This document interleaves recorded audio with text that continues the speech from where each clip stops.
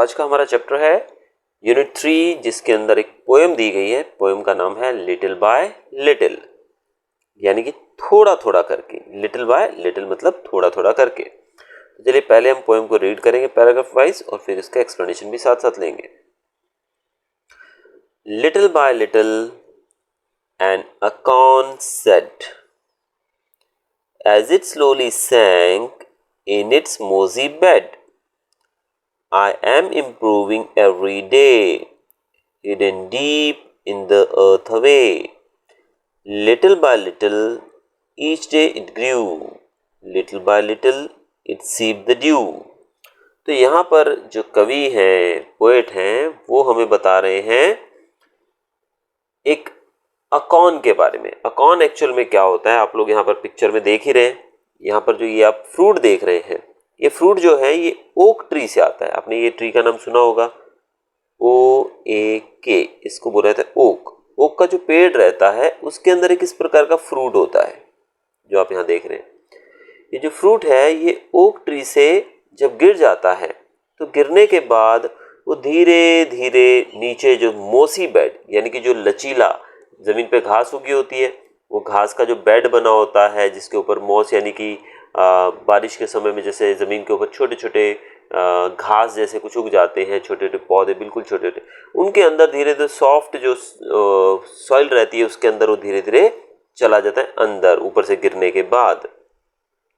उसके बाद वो कहता है कि I am improving every day, मैं हर रोज़ इम्प्रूव हो रहा हूँ। अब उसका हर रोज़ थोड़ा बेहतरी होती जा रही है। उसमें बेहतरी कैसे कि वो उगने लग रहा है, वो अर्थ के अंदर डीप, यानी कि बहुत गहराई में चला गया। हिडन का मतलब होता है छुपा होना, वो गहराई में छिप जाता है जाकर अर्थ के अंदर।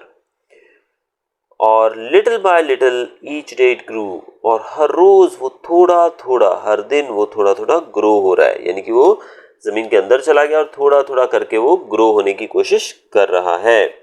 आगे बताया गया little by little it sip the dew, और धीरे धीरे, उसको पानी तो चाहिए ना, पानी के बिना तो पौधा उगता ही नहीं है, तो धीरे धीरे वो सिप करके, आप सिप करके पीते हो ना, कोल्ड ड्रिंक लेते हो तो कैसे सिप करके पीते हो, वैसे ही वो धीरे धीरे ड्यू, यानी कि जो ओस गिरती है। आपको पता है ना, जब बाहर हम निकलते हैं सुबह सुबह तो कैसे चारों तरफ पानी पानी होता है पौधों के ऊपर, तो वो गीलापन जो रहता है, नमी रहती है, जो कि रात को ओस बनकर गिरती है, वो ओस का पानी जो रहता है उसको वो रोज पीता है थोड़ा थोड़ा करके, और इस प्रकार से वो क्या हो रहा है, ग्रो हो रहा है।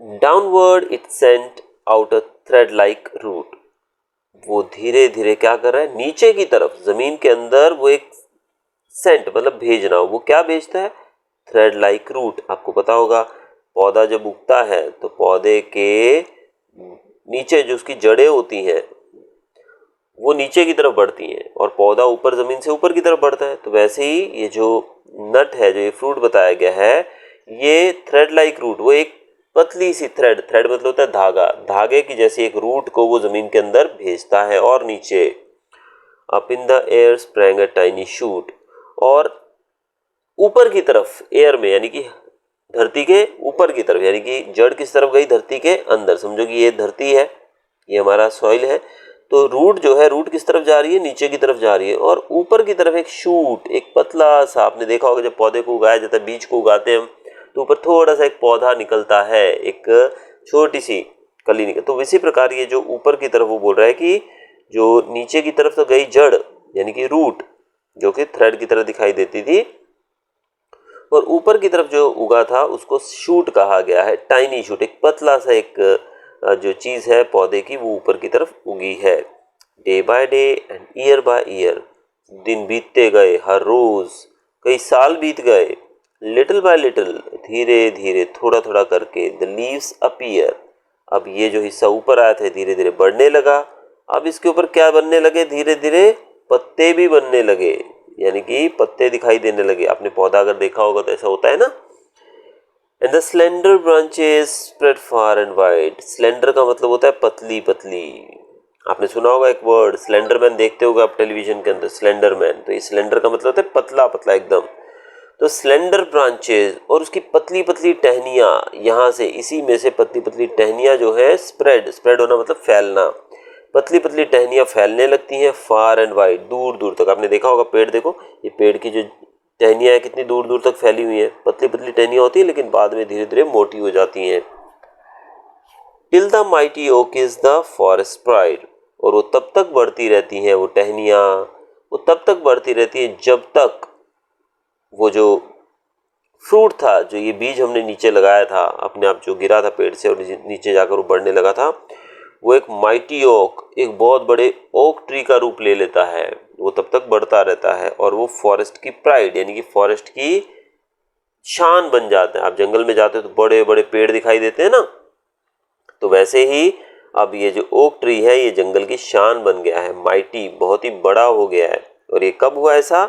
जब वो जो फ्रूट था वो बड़ा हुआ, वो ग्रो हुआ। तो ये थी कविता हमारी। यहाँ पर कुछ वर्ड्स भी दिए गए, इनके मीनिंग्स भी चलो देख लेते हैं हम लोग अभी।